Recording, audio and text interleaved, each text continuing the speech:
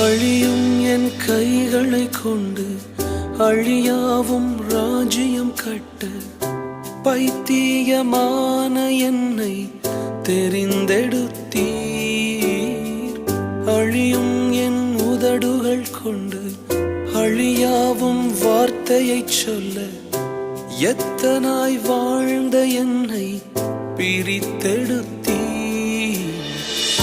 ஆராதிப்பே அதை எண்ணியே வாழ்நாளெல்லாம் உமை மட்டுமே ஆராதிப்பே அதை எண்ணி